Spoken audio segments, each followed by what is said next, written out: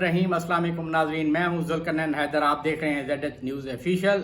नाजरीन, आज वफाकी काबीना का एक अहम इजलास था जिसमें शदीद हंगामा रही।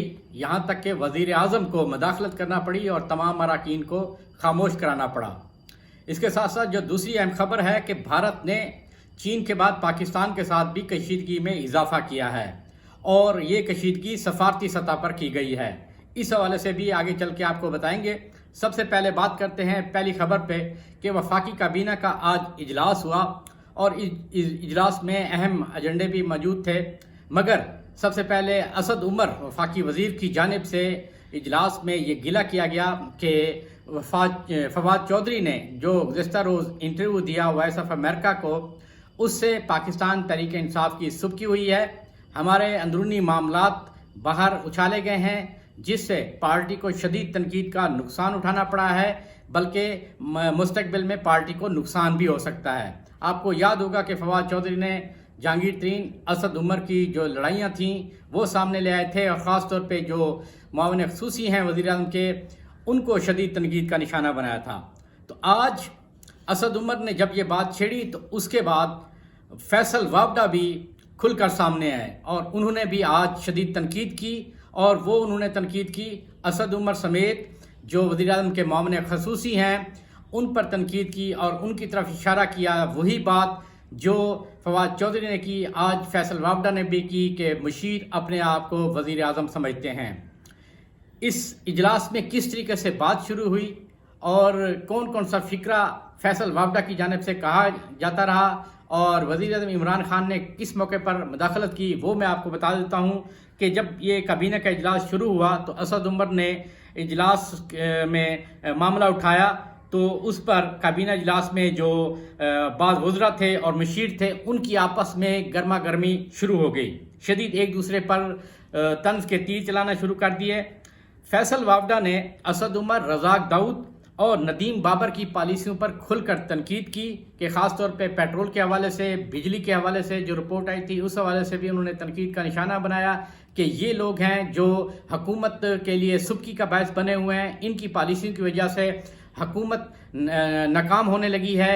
ख़ास तौर पे जो पेट्रोल का मामला है तो उसमें भी नदीम बाबर ने एक किरदार अदा किया जिसकी वजह से ये बहरान कम होने की बजाय मज़ीद बढ़ता जा रहा है कि आज वजारत पेट्रोलियम ने भी वज़ीर आज़म को मामू बनाने की कोशिश की है और उनको रिपोर्ट दी है कि जी ईरान से आयल की स्मगलिंग बंद हो गई है जिसकी वजह से बहरान पैदा हुआ है। हालांकि कंपनियों के पास आयल भी मौजूद है, पेट्रोल पंप पर भी आयल मौजूद है, मगर कंपनियों ने देने से इनकार किया। तो इस बात पर भी वो काफ़ी नाराज़ हुए और खुलकर बताया वज़ीर आज़म को कि जी इनकी वजह से ये कुछ हो रहा है। उन्होंने ये भी कहा कि काबीना के अंदर भी लोग साजिशें कर रहे हैं और ये इशारा था जो वज़ीर आज़म के मुआविन ख़ुसूसी हैं, यहाँ गेम हो रही है, हम खामोश नहीं बैठ सकते। काबीना में कुछ कहा जाता है और बाहर जाके कुछ कहा जाता है। लोग समझ रहे हैं कि हम वज़ीर आज़म बन चुके हैं।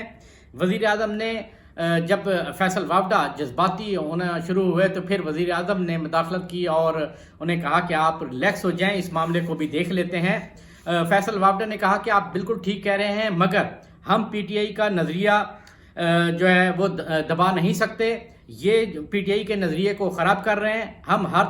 हमें हर तरह की रिपोर्ट मौजूद है कि कौन क्या कर रहा है, कौन किस किस्म के केसेस खोल रहा है, कौन किस किस्म के मामलात कर रहा है। यानी डीलिंग की भी बात आई, माली फ़ायदे उठाने की भी बात आई, उस तरफ भी उन्होंने इशारा दिया कि ये कौन कर रहा है, ये भी हमें सब पता है। और उन्होंने ये भी कहा कि काबीना इजलास में जो मुआविन ख़ुसूसी हैं उनके हवाले असासों के हवाले से बात की कि काबीना इजलास में ये बात हुई थी कि वज़ीर आज़म ने कहा था कि जितने भी मुशीर हैं वो अपने असासे डिक्लेयर करें, गोशवारे जमा कराएं, मगर ये मामला जो है वो वहीं का वहीं रह गया। अभी तक भी कई अरकान हैं जिन्होंने असासे अपनी जो तफसीलात हैं वो जमा नहीं कराई। इसके अलावा फैसल वावडा ने यह भी नुक्ता उठाया कि जी दोहरी शरीयत के हवाले से भी हमें तनकीद का निशाना बनाया जा रहा है। जो हमारे मुशीर हैं जिनकी दोहरी शरीयत है और इशारा वाज़ेह तौर पे सुल्फ़ी बुखारी की जानिब से की तरफ था, उनको तनकीद का निशाना बनाया। रज़ाक दाऊद भी हैं, इसके साथ साथ जो नदीम बाबर हैं वो भी हैं, दोहरी शरीयत रखते हैं। तो उनकी तरफ इशारा किया कि वो भी अपने आप को क्लियर कराएं, बताएं कि जी उनके पास दोहरी शरीयत है या नहीं है। اس کے ساتھ ساتھ انہوں نے یہ بھی کہا کہ شفافیت یقینی بنانے کے لیے اراکین کو اپنی پوزیشن واضح کرنی چاہیے۔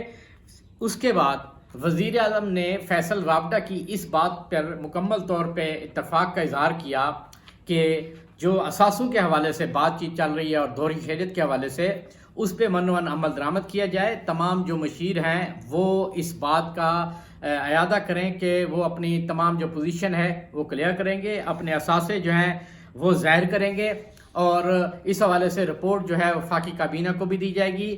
وزیر اعظم نے فیصل رابطہ کو کہا کہ آپ ریلیکس رہیں، ایک پارٹی اجلاس ہوگا اور اس اجلاس میں پھر اس پر مزید بحث کی جائے گی۔ یہ وہ نکات ہیں جو اب تک ہمارے تک پہنچے تھے، ہم نے سوچا آپ کو بھی بتا دیا جائے کہ آج وفاقی کابینہ کے اجلاس میں کیا ہوا ہے، کیونکہ ایجنڈے تو اور بھی بہت سارے تھے مگر جو یہ چیزیں تھیں یہ حاوی ہوگی ان ایجنڈوں کے پیچھے۔ ایک جو اچھا فیصلہ ہوا ہے وہ یہ بھی ہوا ہے کہ پاکستان کو اس سے فائدہ ہوگا کہ جو غیر ملکی سیٹلائٹ ہے اس کو محدود کیا جائے اور پاکستان کے اندر کام کرنے والی جتنی کمپنیاں ہیں وہ پاک سیٹ پر ہی کام کریں تاکہ اس سے پاکستان کو فائدہ ہو، پاکستان کے ریونیو میں اضافہ ہو۔ اس کے ساتھ ساتھ جو پیٹرولیم کے حوالے سے ہے وہ بھی وزیر اعظم نے وزارت پیٹرولیم کی جو سفارشات تھیں یا رپورٹ تھی ان کو مسترد کیا اور انہوں نے کہا کہ حقائق پر مبنی رپورٹ دیں اور یہ معاملہ فوری طور پہ حل کرایا جائے، جو پیٹرول کا بحران ہے یہ فوری طور پہ ختم کیا جائے۔ ناظرین، اس کے ساتھ ساتھ جو دوسری اہم خبر ہے وہ یہ ہے کہ اچانک سے بھارت نے پاکستان کے ساتھ سفارتی کشیدگی میں اضافہ کر دیا ہے۔ آج Pakistani high commission new Delhi میں تعینات ناظم الامور کو طلب کیا گیا اور وزارت خارجہ یعنی بھارتی وزارت خارجہ کی جانب سے انہیں آگاہ کیا گیا ہے کہ آپ فوری طور پہ 50% جو اپنا عملہ ہے ان کو یہاں سے نکال دیں، ان کو واپس بھیج دیں۔ ہم اتنے زیادہ عملے کے ساتھ آپ کے ساتھ مزید تعلقات نہیں رکھ سکتے اور 50% یہاں سے آپ کم کریں گے اور ہم بھی اسلام آباد سے 50% اپنا سٹاف واپس بلوا لیں گے۔ یعنی بھارتی ہائی کمیشن کی جانب سے کہا گیا ہے کہ اسلام آباد میں جو ہائی کمیشن ہے ان کا وہاں سے 50% جو سٹاف ہے وہ بھی واپس بلایا جائے۔ ناظرین، یہ بھی بتا چلوں کہ ان دونوں ممالک کے جو ہائی کمشنر ہیں وہ پہلے ہی اپنے اپنے ممالک میں جا چکے ہیں، وہاں پر ناظم الامور ہی سارے کام چلا رہے ہیں۔ اب مزید 50% جو ہے کمی کرنے کا جو بھارت کی جانب سے فیصلہ ہوا ہے یہ اس بات کی غمازی کرتا ہے کہ بھارت اب کشیدگی کو بڑھانے چاہ رہا ہے، کیونکہ جیسے ہی کشیدگی بڑھتی ہے تو پھر سفارتی عملے میں بھی نمایاں کمی ہونا شروع ہو جاتی ہے۔ تو اب 50% اگر کم ہوتا ہے تو آلریڈی جو ہے 100% تو سٹاف دونوں ممالک میں نہیں ہے، تو اس کا مطلب یہ ہے کہ 20 یا 25% سٹاف جو ہے وہ یہاں پر رہ جائے گا۔ اسی طرح پاکستانی ہائی کمیشن میں بھی، اور انہوں نے یہ بھی واضح کیا ہے کہ 7 روز کے اندر اندر اس پر عمل درآمد کیا جائے، یعنی کہ 7 روز تک پاکستانی ہائی کمیشن کو یہ کہا گیا ہے کہ انہیں مہلت ہے، وہ اپنے تمام جو سٹاف ہے 50% ان کو فوری طور پر واپس بھجوا دے اور بھارت بھی اپنے سٹاف کو واپس بھجوائے گا۔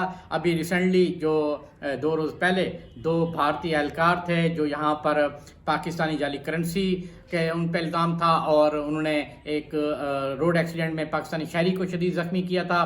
جب وہ واپس گئے تو انہوں نے وہاں پر جا کے بتایا، جس کے بعد بھارت نے یہ فیصلہ کیا کہ ہم اب پاکستان کے ساتھ سفارتی سطح پہ اتنے بڑے تعلقات نہیں رکھنا چاہتے اور اسی لیے یہ فیصلہ کیا گیا ہے کہ فوری طور پہ 50% سٹاف میں کمی کی جائے۔ ناظرین، اگر یہ سلسلہ شروع ہوتا ہے تو یقیناً ٹینشن میں اور بھی اضافہ ہو جائے گا۔ لداخ میں چین اور بھارت کے درمیان پہلے ہی ٹینشن ہے۔ آج بھارتی آرمی چیف نے بھی لداخ کے ایریے میں وزٹ بھی کیا ہے اور وہاں پر جو ایئر فورس ہے بھارت کی ان کے طیارے بھی دیکھے گئے ہیں، چائنا کی جانب سے بھی طیارے آج اڑتے ہوئے دیکھے گئے ہیں۔ وہاں بھی صورتحال ابھی تک شدید ٹینس ہے۔ اور ایک آخری بات کہ چین کی جانب سے ایک وضاحت بھی آئی ہے کہ بھارت نے کہا تھا کہ جی مذاکرات کامیاب ہوئے ہیں، ایگریمنٹ ہوا ہے، جس کے بعد 10 جو بھارتی فوجی تھے ان کو چین کی جانب سے رہا کر دیا گیا ہے۔ آج چائنا نے وضاحت کی ہے کہ ان کو رہا کسی بھی ایگریمنٹ کے تحت ان کو رہا نہیں کیا گیا ہے۔